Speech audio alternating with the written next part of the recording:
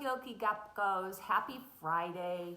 One thing we didn't want to forget was that this is also Poetry Month. April is Poetry Month. And so in honor of Poetry Month, we are going to be sharing some poems with you. And I have a short one to share with you today, and then a couple of things to think about if you look at poetry. This one is by our favorite Shel Silverstein. Put something in. Draw a crazy picture. Write a nutty poem. Sing a mumble-gumble song. Whistle through your comb.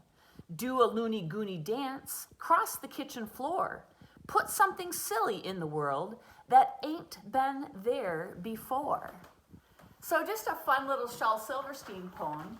But before we dive into more poems this week, I just want to remind you of a few things you probably already know about poetry.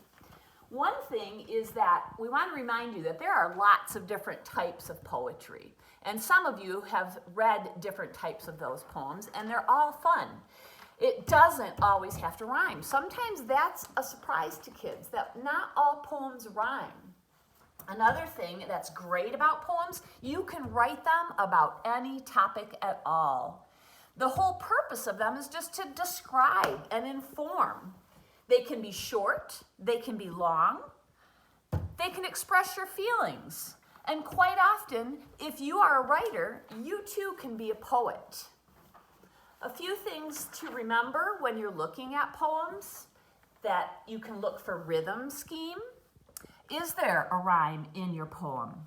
Look for those line breaks. How about a stanza? Can you identify a stanza in a poem? Or maybe a verse? And don't forget, poems are full of imagery.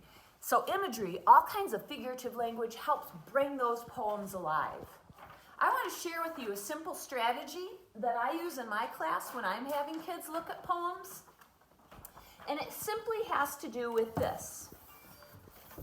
Sometimes poems can be kind of overwhelming. And so if you just read a poem and you just think about, I'm just going to notice things about that poem.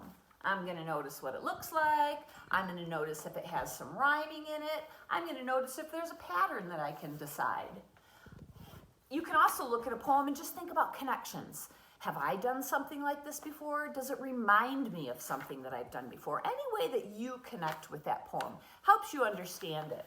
And then finally, when you read a poem, it's okay to ask questions. What's that mean? Why does the author say that? What's the poet trying to tell me? Those are all important questions to ask when you're trying to figure out a poem. So remember, it's really pretty simple to read a poem. You just ask yourself some questions, you try to make connections to it, and you try to notice things. So, one more time, my favorite Shel Silverstein poem. What do you notice? Put something in. Draw a crazy picture. Write a nutty poem. Sing a mumble-gumble song. Whistle through your comb. Do a loony-goony dance. Cross the kitchen floor. Put something silly in the world that ain't been there before.